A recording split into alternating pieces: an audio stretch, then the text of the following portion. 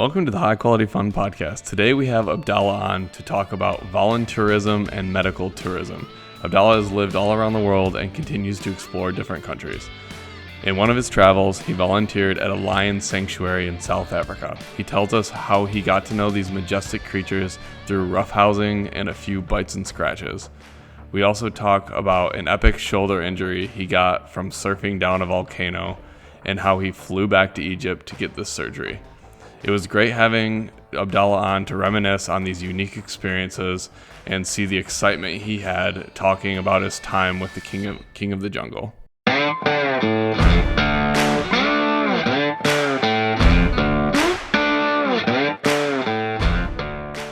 You've traveled a bunch, so tell us a little bit about that and kind of your philosophies around traveling. Okay. Well, I work at Ford, just like you said. I've been there for 8 years. I moved there from Canada, where I got my degrees, and I graduated from university. I did my undergrad in Kuwait, and I was born in Egypt. So when someone asks me where I'm from, it's always hard to give a straight answer. I don't know where home is. Home is really where my family is at, and they're all over the place as well.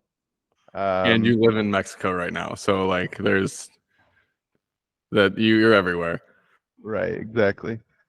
So I guess my philosophy on travel is that I try to acclimate to my surroundings and I try to adjust to where I am.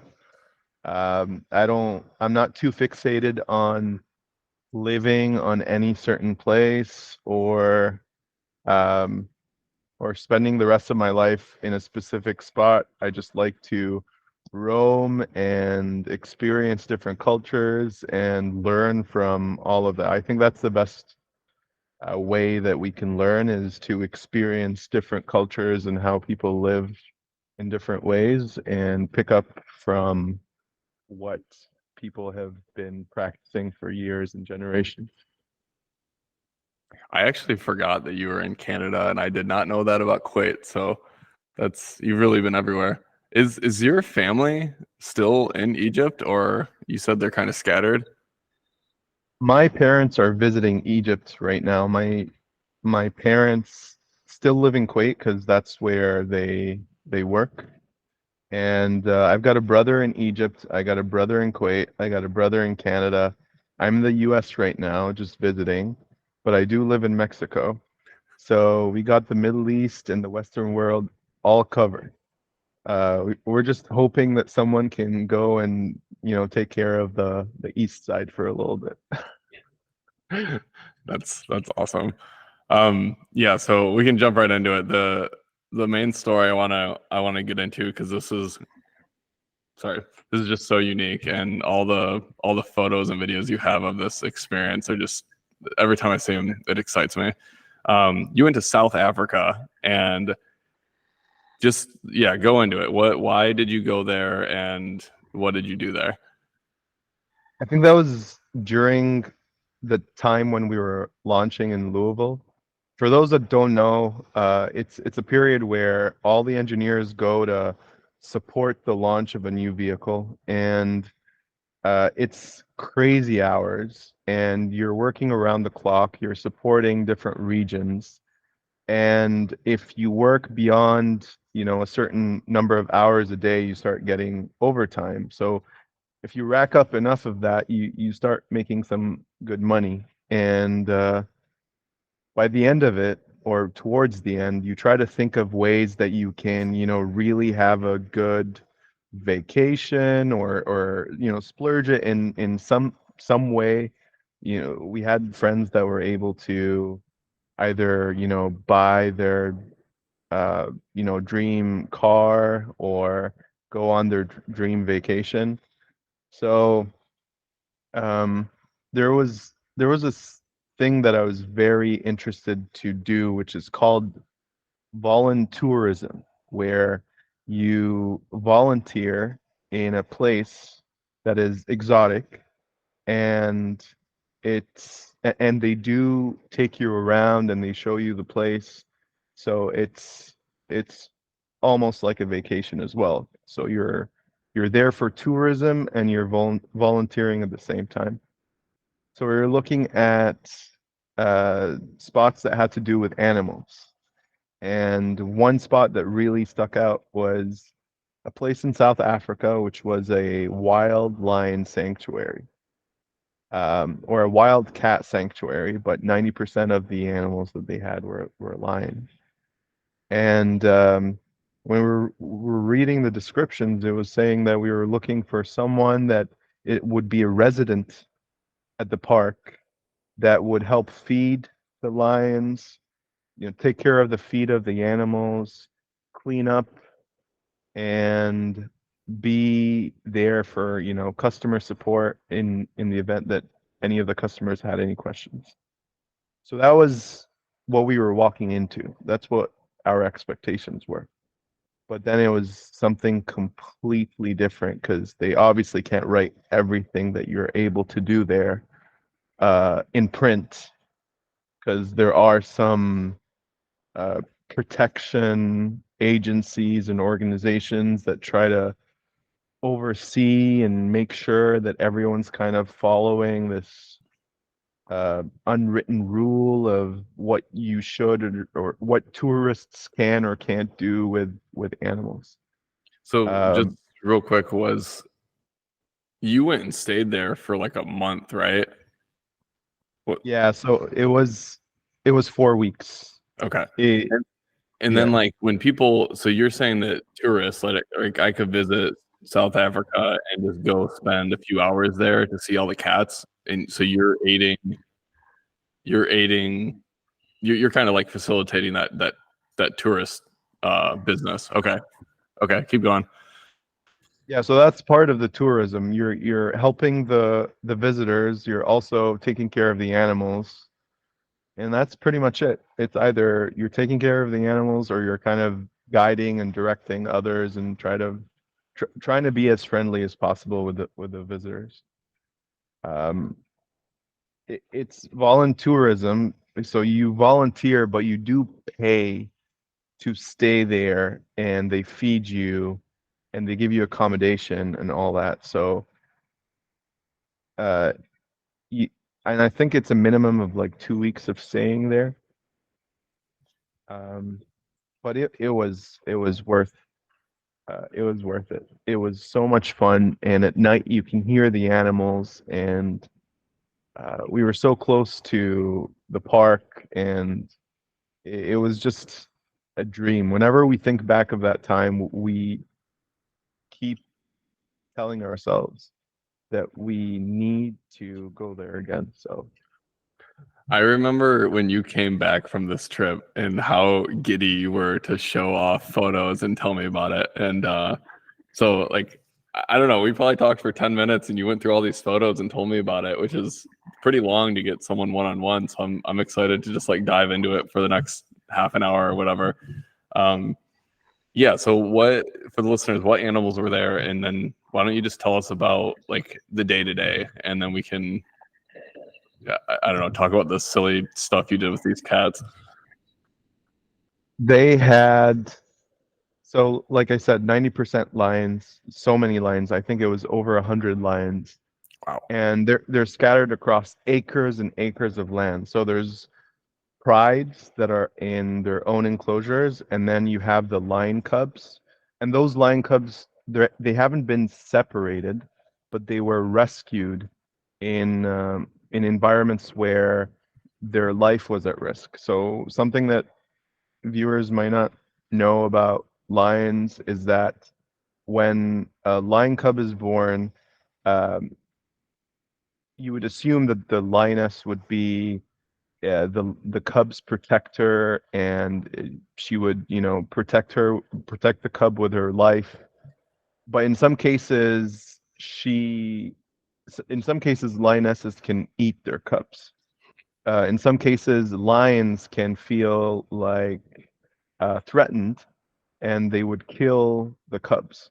So in environments like that, that's when the sanctuary would step in and rescue the cubs, and they would keep the cubs um, in their own enclosure um, to take care of them until they get to a certain age, and then they can try to get them back into the pride or different prides. Whatever lioness is willing to kind of take that cub under her wing or under her arm and kind of nurture that cub.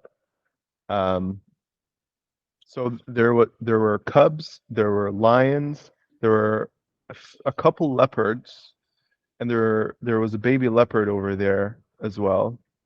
Uh, Baby leopards are so feisty, and they have the sharpest claws out of all of them. The moment they scratch you, you're bleeding profusely because it's so sharp and so long, and they don't cut their claws, so it's you have to be careful. And no one wears gloves over there, so and you probably remember when I came back, I was showing off my scars. I had Yep. so many scars all over my arms and hands. And I even have jackets from when I was there, and they're just torn. And it's something I'd like to remember always. But it Are the adult animals that are there, are they I assume they live there full time. There's no plan to release those back to the pride. They're injured or something. They're saved.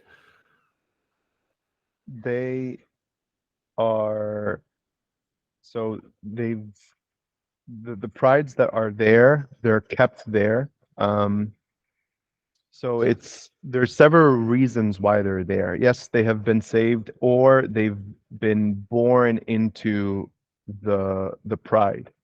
Um, there are some animals that are saved that they bring in, but they try to keep them on their own for a little bit and then try to integrate them with the others. But that rarely happens. The other reason they don't release them is because it's really hard with how there's a lot of deforestation and change of um, terrain, and to the point where South Africans, or not necessarily South Africans, but the habitat of where lions live, they tend to also um, roam around cities and towns. And when people see lions in the streets, they just, protect themselves. And that reduces the population of lions. So for those sanctuaries that have lions, they try to protect that population and try to grow it because it is a population that needs to be cared for. I'm not quite sure whether they're still endangered, but it's their their terrain or their savannas. That the square footage that they have is definitely dwindling with time. Okay. Okay, that's good to know. I would also imagine that they probably wouldn't be able to feed themselves if they were raised in the sanctuary where they're kind of getting handed food every day. It'd probably be a shock for them to have to go hunt something. Yes, a piece of fact that I was told, which was very alarming to me, is that the lions that are kept in captivity are 9 times more dangerous towards humans Hmm. than the wild lions. And it makes sense when you think about it because the lions in captivity, all they're doing is just studying humans and just learning their weak points and knowing their actions and how fast they are and how strong they are. And if they want to take a human down, what's the first thing they would go for? So, and all that is just constantly from when they were cubs. So by the time they're just fully grown, they can, immediately just kill whoever they want if they choose to. That's why I'm a dog person. I don't trust cats.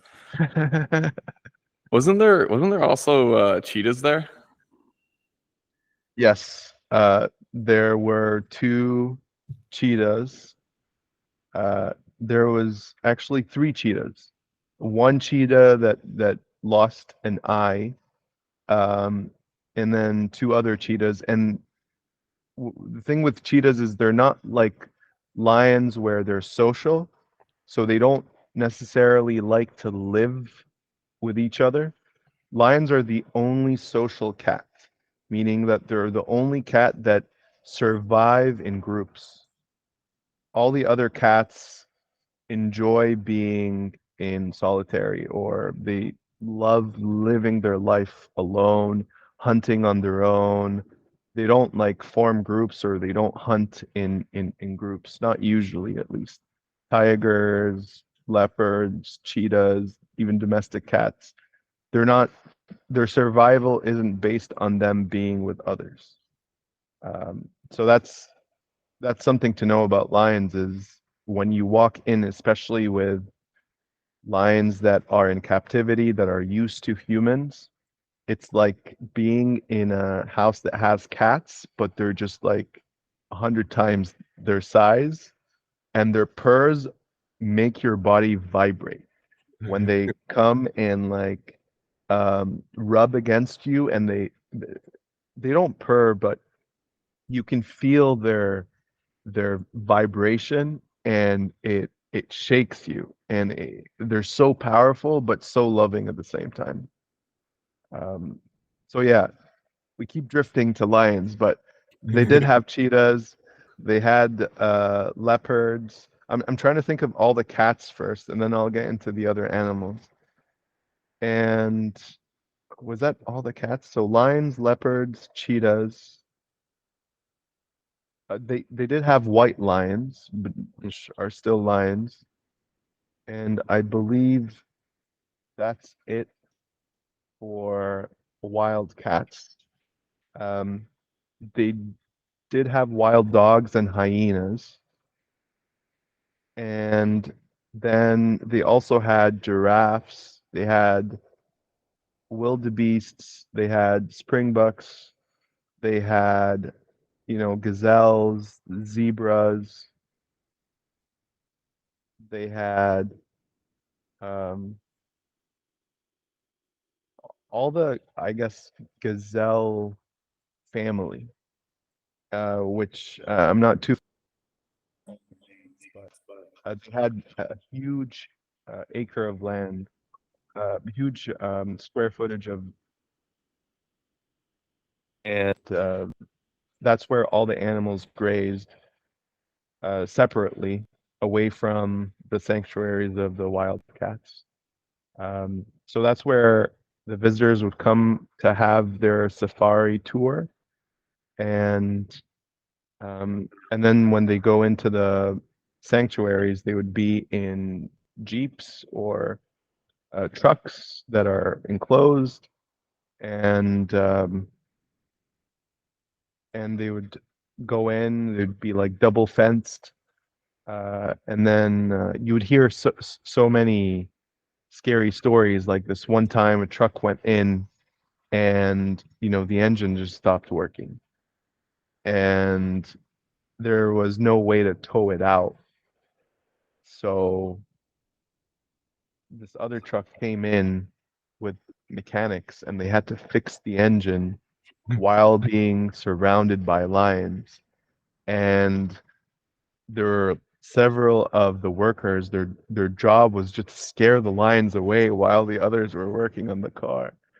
And those that were working on the car would say that we would hear their paw steps around us, and it was getting so dark that it was hard to see them, and we had to use flashlights. So there's all these shenanigans that happen in spots like that, but they're obviously experts and professionals, and one thing you have to know is the language of lions. What does it mean when their ears kind of twitch? What does it mean when their tail, stops moving, or when they're looking at you in a certain way? Um, there's so many things that you can pick up from their behavior that can help you determine what kind of mood are they in or what are they thinking. Um, so that's another thing that I learned over there is that every animal has their language, and in order to be safe around them, you need to communicate in their language. That's wild. I assume that those lions were not necessarily the ones that you were interacting with, the ones that were surrounding the mechanics. Yeah, those are their own pride. Okay. And there's usually the dominant lion and then his lionesses and then all the other teenagers. Um, so yeah, the and sometimes there's multiple lions. It's hard for them to get along with one another, but sometimes there's like brothers that are, holding the pride down. And yeah, those are those aren't as easygoing as the other land. So what was your day to day like there? So in the morning, we would go to the park, and we after breakfast, it would always be taking care of the cubs. And that was honestly our favorite part of it all. And the workers over there would bring it up like it's a chore. Like, oh, we're sorry. Today you're gonna have to take care of the cubs again. Just don't have that much, that many visitors. Let's say it's raining or, there's a storm. They wouldn't get that many visitors, so you'd have to go and like keep the cubs socially active and feed them and clean their enclosure and stuff.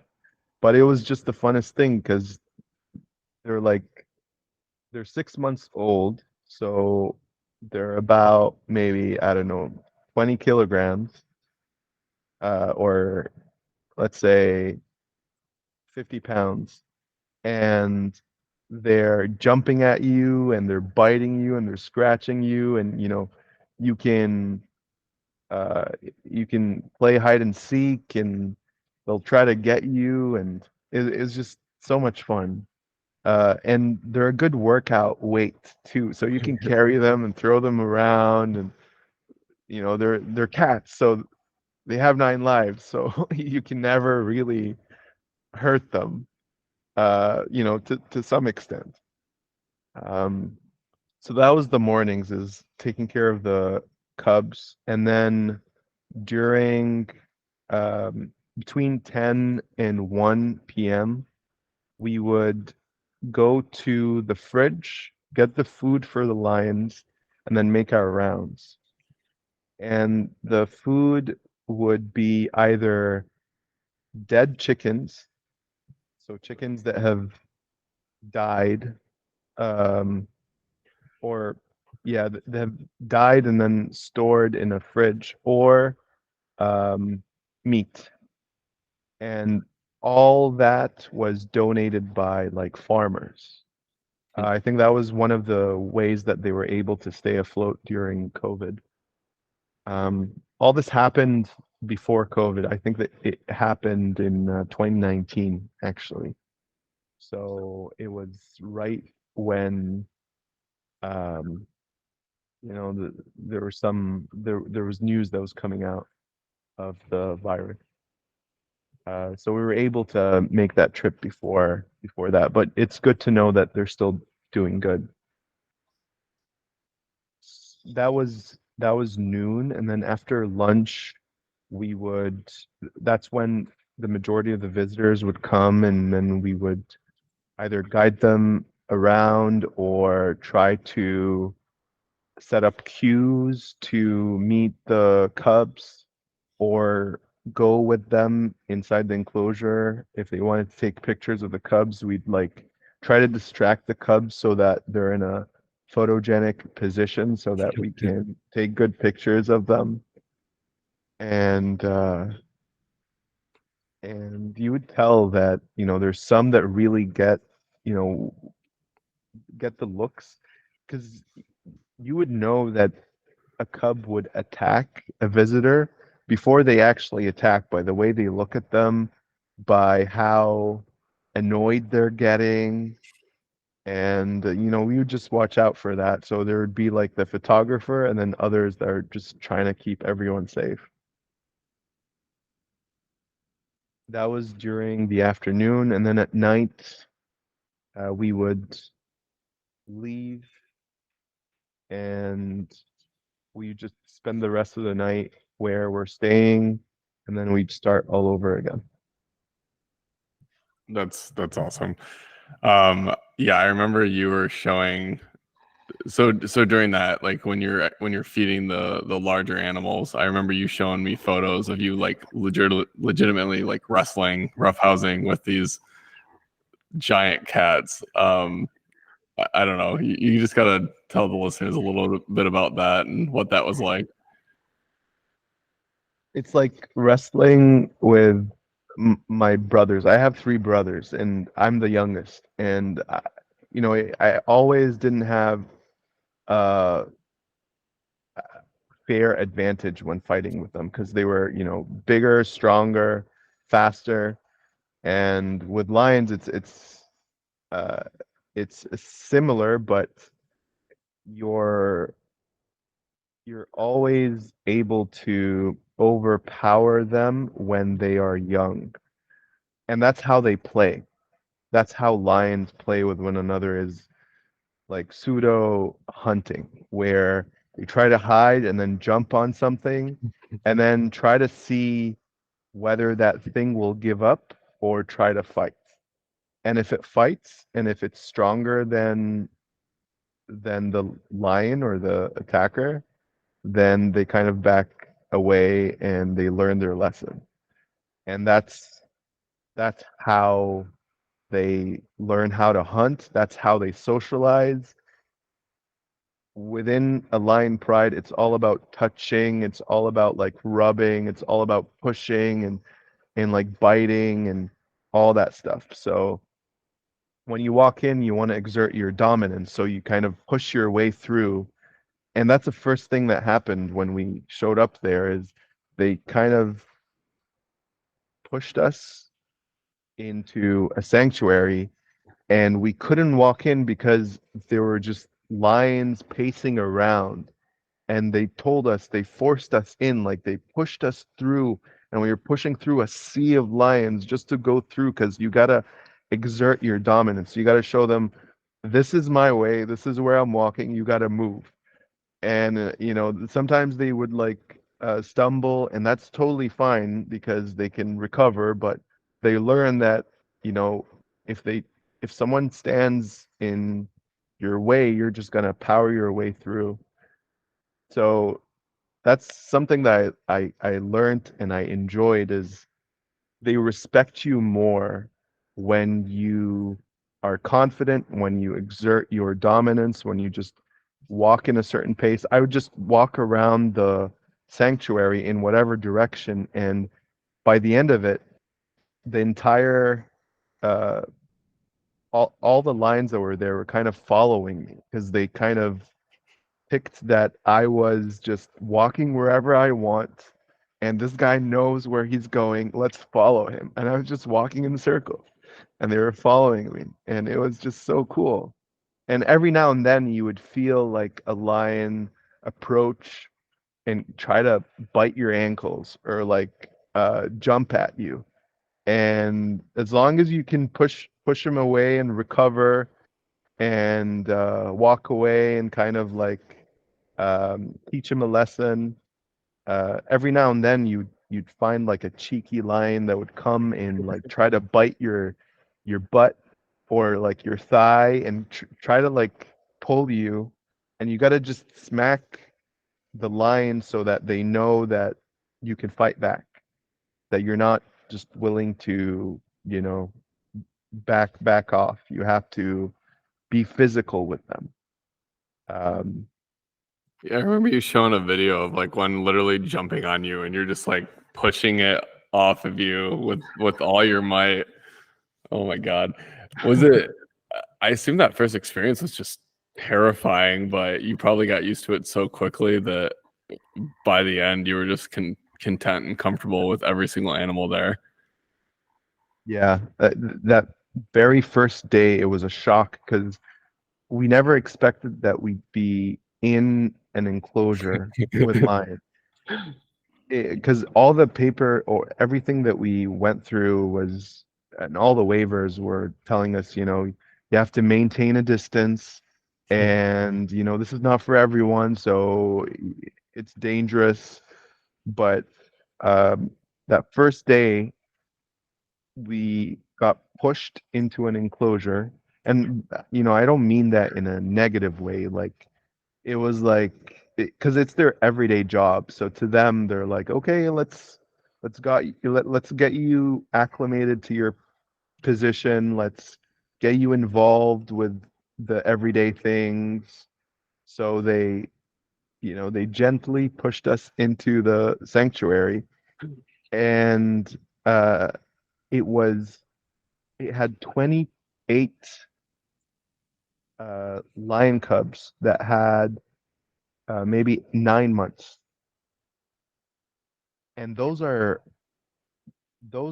pretty heavy. Like, they're pretty strong and pretty big, and they just asked us to push ourselves in, and you'd constantly just keep looking around you, but if you constantly kept doing that, they'll pick that up. They'll realize that you're not comfortable or you're worried, and you have to be careful not to be too obvious with how you're feeling.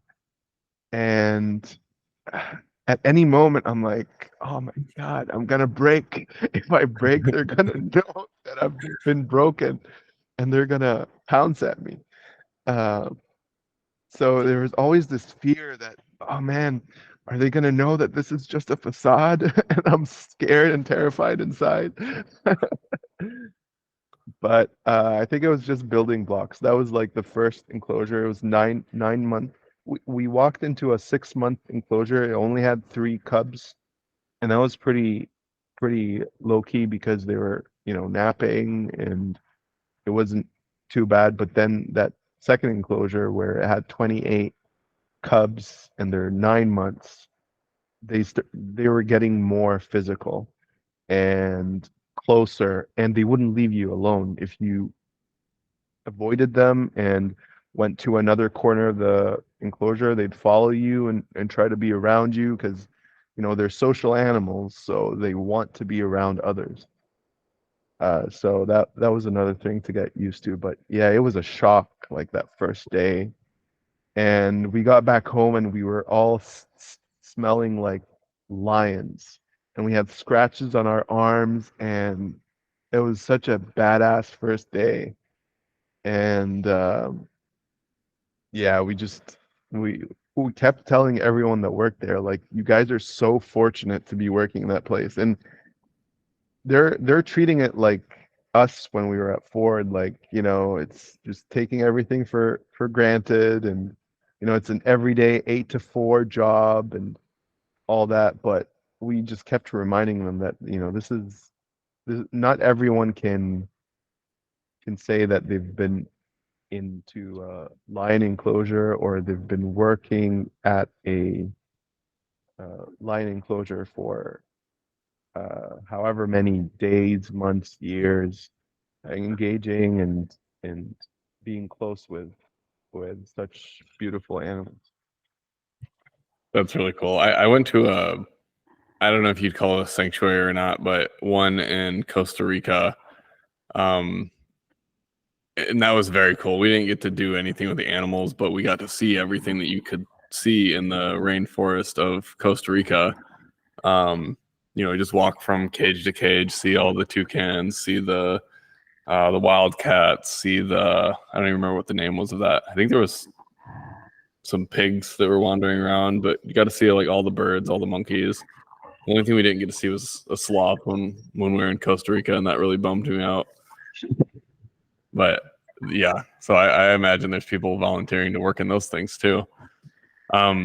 Is there anything else that you want to share about that trip? I'll be sharing photos and videos of this whenever we make this go live, so the listeners can kind of peek through it and see how you roughhoused a lion.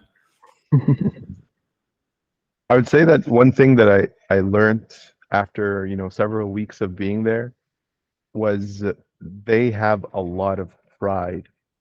Uh, and you would assume that I would know that going in, but like you see it. You see how, like lions have this pride and they will fight for their life for it. They want to be, obviously respected, and they they have their own like personality, their own demeanor, and you just have to respect that. And you learn that with every different type of lion. Every lion has this unique way of communicating, of just wanting to be around others.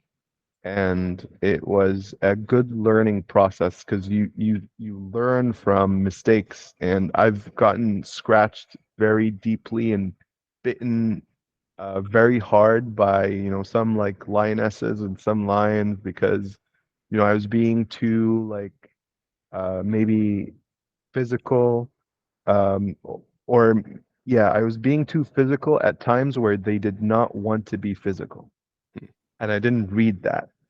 I just assumed that they all wanted to be physical all the time. But if a lioness is just following you, it doesn't necessarily mean she wants to be physical. Um, so it was something that I learned, and which g- had me um, respect the the science of just knowing how to communicate with animals and knowing how to have this language, um, and there's a subtlety to it, and I think that's something that those that are working in that environment have mastered, and which is what makes us want to go back there again. That's awesome. Um, you mentioned you mentioned have you done any more? What'd you call it? Tour tourism. You called it something where you travel to help out. Tourism. I have volunteered in Voluntourism. voluntourism. Yeah, I volunteered in spots where I was there on tourism, but not something like this where the whole trip was just that. Um, there So was when a you time, yeah, I was gonna say when you mentioned voluntourism, I remembered that you had injured your shoulder, which I think is another story we should get into. But didn't you actually go and travel somewhere in the Middle East or something to get a cheap shoulder surgery done? Like that's a whole thing too, right? It's like tourism for that, healthcare. yeah, that's called medical tourism. Yeah, actually I think there's a site for it where it shows you all the places that you can go and have some expensive surgery for cheap and also make a trip out of it in like exotic spots. Like for instance, you can have your LASIK done in like Ireland at a fraction of the cost in the US. So it'd be cheaper to pay for tickets to go there, have accommodation, and then have your surgery. I think it was Ireland, or was it like Norway or Finland or something? And then, fly back, all that less than what you'd pay here. Something ridiculous like that. So there's all these different spots that you can go to for that. And I went to Egypt, so that's where that's where I am from originally. So my family was there. I had accommodation, and like a night at the hospital was like $25. Oh my gosh.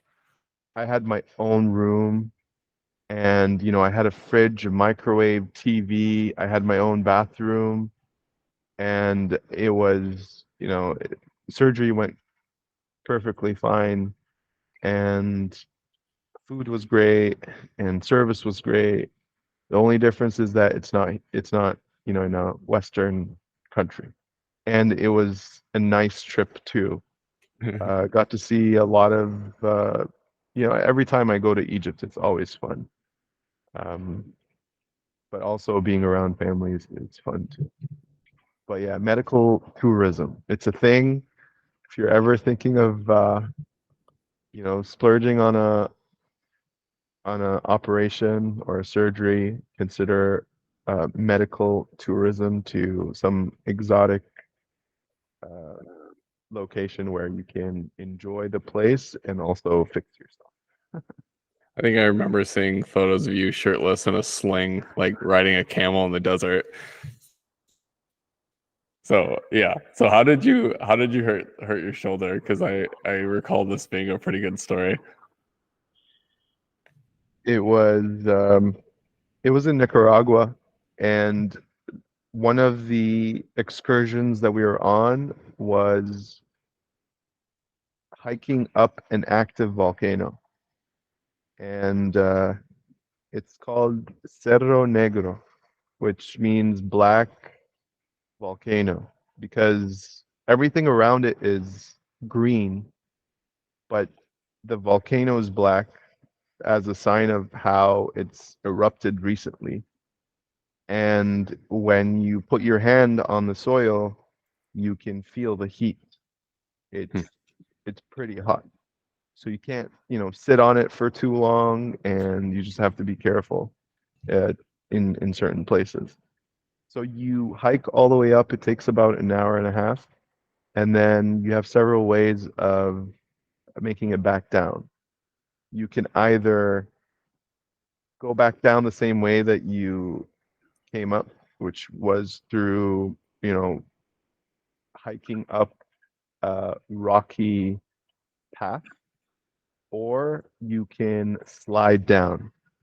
If you choose to slide down on one of its smooth surfaces, you can either sit down on your board, or you can stand up and surf down the volcano.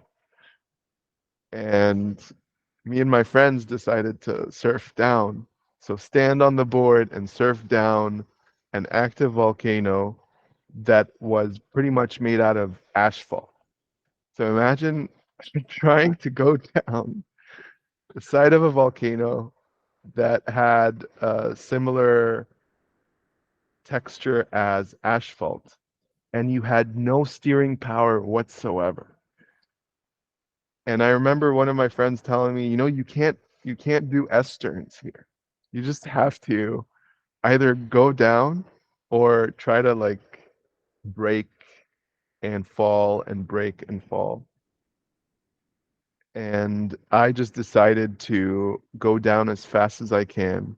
And there's this moment where when you're going so fast down a snow slope with a snowboard, and you feel like, okay, this is too fast and I can't stop myself.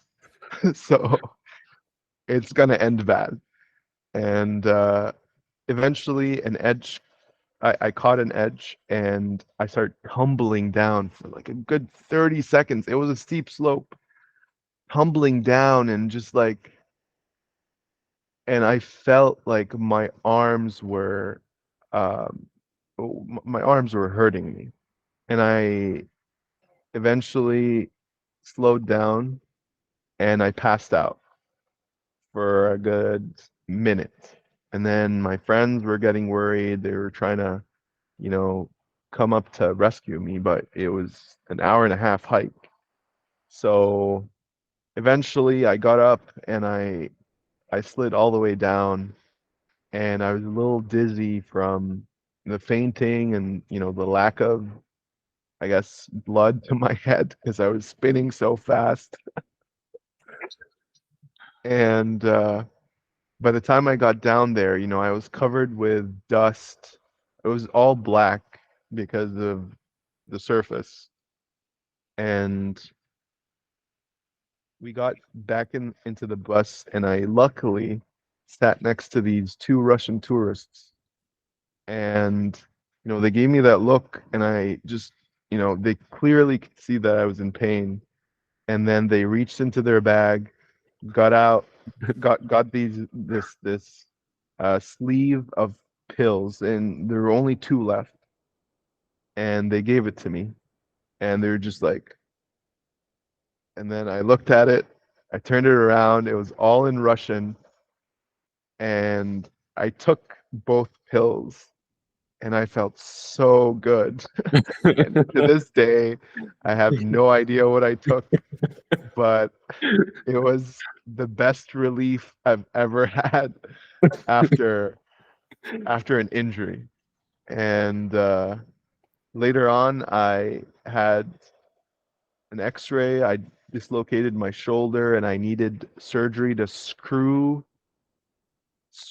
to put 3 to 4 screws in my shoulder that would help the my shoulders functioning properly again. Um, and that's when I went to Egypt to perform that surgery. Oh my God. That's so funny. Did the Russians, like, they didn't speak any English or anything? Nothing. Oh, No. They that's had this fantastic. universal look like, I'll take care of you. Just trust me on this one. Give me your Russian drugs. I'll take them.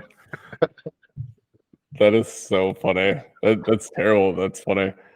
Yeah, I also remember you when you had that injury in the States, like doing one-armed handstands and a sling and stuff like that. Just, I don't know. Abdalla's a ripped man. Um, no, this is great. I think we're right on time. Is there anything else you want to talk about? Do you want to just like give any shills, shout outs? If people want to find you, but if you want to share that, they can, or you can. And then we'll wrap it up. My Instagram is Hala for Abdalla Bill. It's a name I'm proud of, and I'm sticking with it. Um, no shout outs, but uh, this has been fun. I enjoyed reminiscing on all those good moments.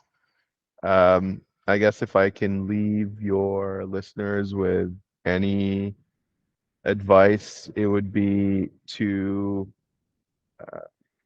maybe making a short ending slightly longer is You're uh, good. We're in no rush. I just, yeah. one thing that really lived with me and touched me, which is what drives me to travel and go to all these places, is there was a documentary that I watched on spots, or they're called blue zones, where there are cities where uh, there are a lot of elders that live beyond 100 years. And they ask them certain questions, and one of the questions is, what do you regret? And one thing they all had in common is that they never regretted anything.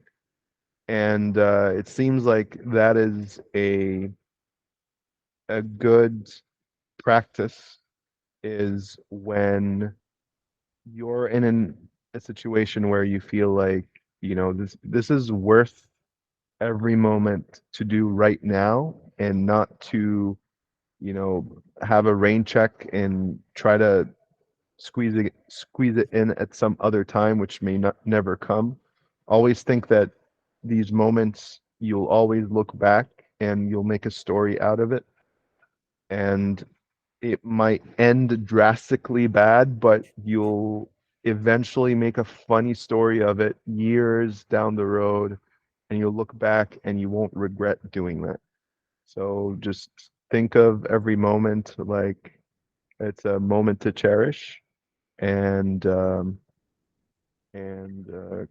keep on living on. You just summarized the whole podcast. High quality fun, tough times to make good stories. I think you're like the second person to mention that documentary. I don't know what it is. I'm gonna have to watch it, but wasn't the whole like a part of it was like, if you live in a community that is like loving and nurturing, that's somehow aiding to them living longer than like living in solitude and stuff like that. Yeah, I'll have to look that up. Yeah, man, thank you for coming on. This was a lot of fun. I like being able to listen and reminisce with people that have such good stories and such a positive attitude on life. I hope you enjoyed yourself. Yeah, this was fun. Thank you for listening to the High Quality Fun podcast. If you guys enjoyed this show, please give us a follow. And if you have a good story or just want to say hi, feel free to reach out to us on Instagram or YouTube. Thanks for listening.